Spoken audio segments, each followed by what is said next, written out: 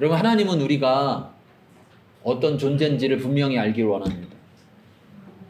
성경은요, 이렇게 말해요. 잠언서 18장 21절에 보니까 죽고 사는 것이 혀의 권세에 달려 있다.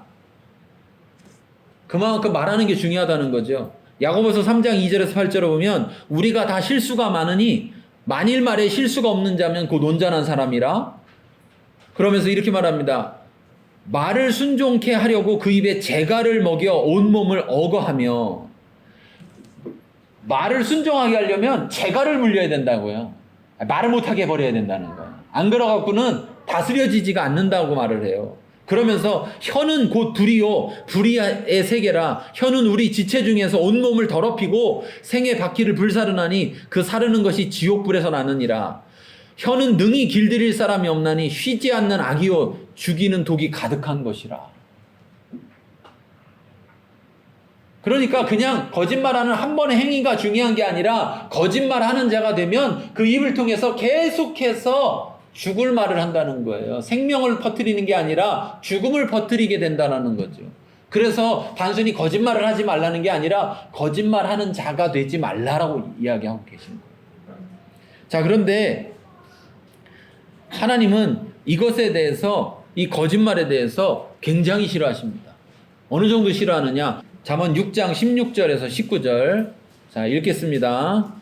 여호와께서 미워하시는 것 곧 그의 마음에 싫어하시는 것이 17가지이니 곧 교만한 눈과 거짓된 혀와 의지한 자의 피를 흘리는 손과 악한 비교를 꾀하는 마음과 빨리 악으로 달려가는 발과 거짓을 말하는 망령된 증인과 및 형제 사이를 인하하는 자입니다. 네.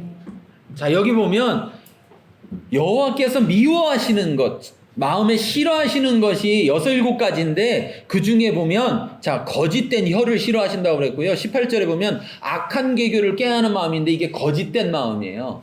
그 다음에 9절, 19절에 보면 거짓을 말하는 망령된 증인, 거짓 증인을 말하고 있어요. 그러니까 6, 7가지 중에서 거짓과 관련된 게 몇 가지예요? 절반이에요. 3가지. 그만큼 하나님께서는 거짓을 싫어하세요. 그래서 계시록 21장 8절에는 이렇게 말합니다. 두려워하는 자들과 믿지 않은 자들과 흉악한 자들과 살인자들과 행음자들과 술객들과 우상숭배자들과 모든 거짓말하는 자들은 불과 유황으로 타는 못에 참여하리니 이것이 둘째 사망이에요. 그러니까 우상숭배하는 거하고 동급이 뭐예요? 거짓말하는 거예요. 거짓말하는. 우상숭배와 동급이 거짓말하는 거라. 하나님이 그 정도로 싫어하신단 말이에요. 특별히 거짓말하는 게 자기 유익을 위해서 하는데 자기 유익을 위해서 할 때 특별히 그냥 단순한 거짓이 아니라 다른 사람에 대해서 불이익을 끼치면서까지도 거짓으로 증인이 되는 것에 대해서 하나님은 굉장히 싫어하세요.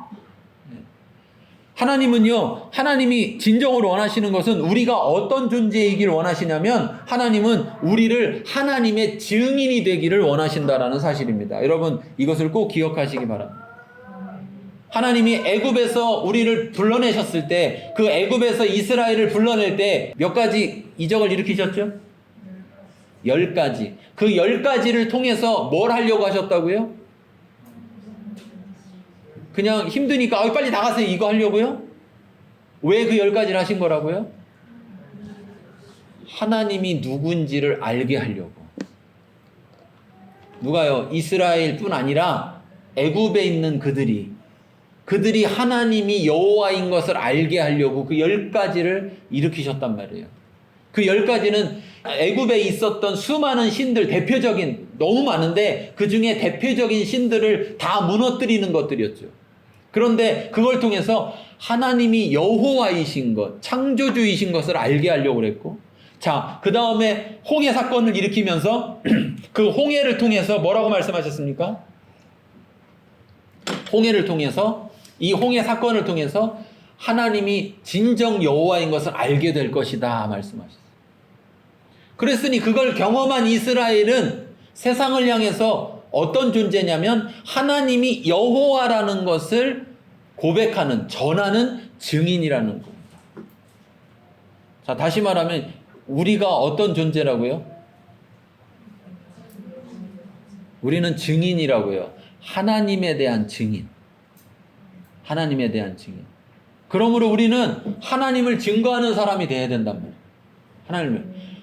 스데반을 향해서 이런 말을 했습니다. 바울은 스데반을 가리켜서 뭐라 그랬냐면 주의 증인 스데반이다 이렇게 얘기했어요. 주의 증인 스데반. 예수님의 증인 스데반이다 이렇게 표현하고 있습니다. 누가복음 24장 46절에서 48절에 보면 또 이르시되 이같이 그리스도가 고난을 받고 제3일에 죽은 자 가운데서 살아날 것과 또 그의 이름으로 죄사함을 받게 하는 회개가 예루살렘에서 시작하여 모든 족속에게 전파될 것이 기록되었으니 너희는 이 모든 일의 증인이라. 하나님의 속한 자, 하나님께 부르심 받은 자들은 그들의 정체성이 뭐냐면 증인이에요. 여러분, 증인에게 있어서 가장 중요한 게 뭘까요? 정직이죠, 정직. 증인에게 있어서 가장 중요한 건 정직이에요. 지금 하나님이 이스라엘과 계약을 맺고 있습니다. 내가 너희 하나님이 되고 너희는 내 백성이 되고 이 모든 열방을 향하여서 거룩한 나라가 돼서 제사장의 역할을 해서 그들을 내게 오도록 할 것이고 내가 너를 통해서 그들에게 나를 알게 할 것이다. 그러면 바로 이스라엘이 전 열방을 향한 증인의 역할을 해야 될 사람들이라는 거죠. 그런데 그 사람들에게 있어서 가장 중요한 게 뭐냐? 증인에게 가장 중요한 것은 정직함이라는 거예요. 그런 정직함으로 살아가야 될 증인이 거짓 증인이 되면 안 된다라고 오늘 말씀하고 있는 것입니다. 거짓 증인이 되면 안 된다. 자, 우리가 살펴볼 때 이것을 볼 수 있습니다. 성경에 보니까요. 왜 이렇게 하나님은 거짓에 대해서 중요하게 생각하고 이 거짓 또한 증인인 것을 중요하게 생각할까라고 보면 이렇게 말합니다. 성경에 출애굽기 23장 1절 3절에도요.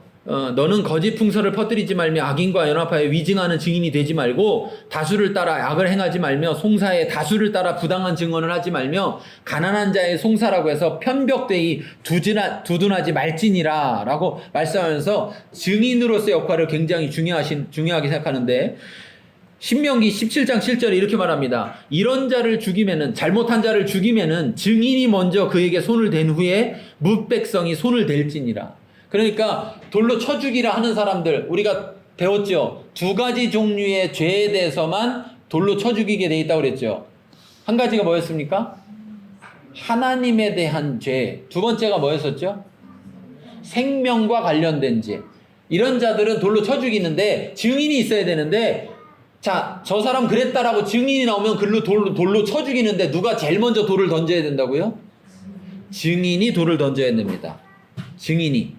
그러면서 레위기 5장 1절에 뭐라냐면 누구든지 증인이 되어 맹세시키는 소리를 듣고도 그 본 일이나 아는 일을 진술치 아니하면 죄가 있나니 그 허물이 그에게로 돌아갈 것이다. 지금 무슨 얘기냐면 저 사람이 잘못한 걸 제가 봤어요. 증인이에요, 증인. 그런데 자, 너 봤으니 증인이니까 증인으로서 대답해라 그랬더니 그 대답을 안 하면 죄가 있는데 어떤 죄가 있냐면 저 사람의 지은 죄에 대해서 내가 책임이 있다. 그러니까 증인은 증언을 할 선택이 있어요, 없어요? 없어요. 증인은 무조건 뭐 해야 되는 거예요? 증언을 해야 되는 거예요. 여러분, 우리는 예수님의 증인이에요. 그럼 우리는 뭘 해야 돼요? 예수님에 대한 증언을 해야 되는 거예요. 그래서 때를 얻든지 못 얻든지 전해야 된다는 거예요. 내가 이걸 전했는데 저 사람이 받아들이냐 받아들이지 않느냐 상관없이 전해야 되며 또 반대로 얘기하면 내가 이걸 전했다가는 내가 죽을 일이 생기든 살 일이 생기든 전해야 된다는 거. 그것이 증인의 역할이라는 거예요. 그런데 신명기 19장 15절에 보면 사람이 아무 악이든지 무릇 범한 죄는 한 증인으로만 정할 것이 아니요 두 증인의 입으로나 세 증인의 입으로 그 사건을 확정할 것이다. 그러니까 한 가지에 대해서 확정하려면 증인이 몇 명 필요하다고요? 최소 2사람은 있어야 된다. 최소 2사람은 있어요. 그래서 예수님도 제자들을 마을로 보낼 때 어떻게 보냈을까요? 네, 둘씩 짝져서 보냈다. 왜?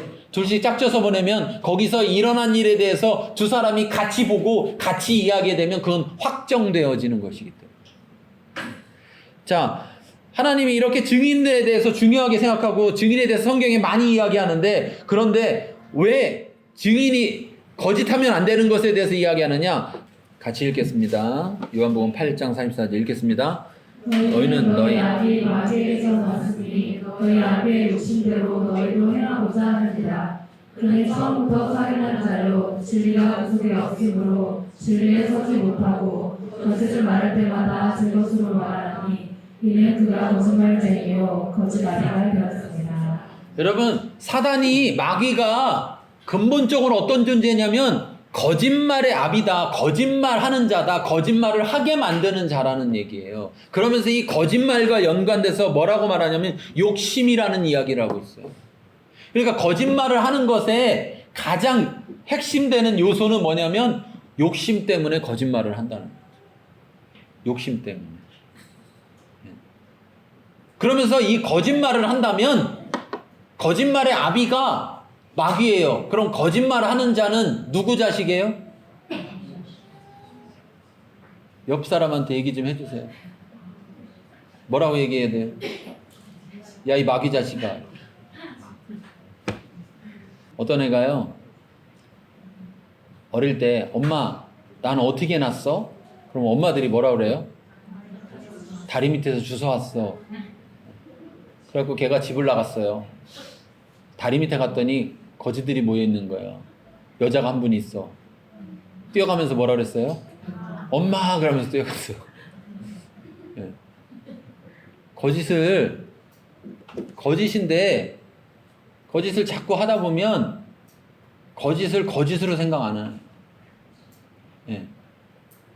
우리가 이 세상이요, 거짓말이 얼마나 많으냐면 거짓말을 거짓말로 생각 안 한다니까요.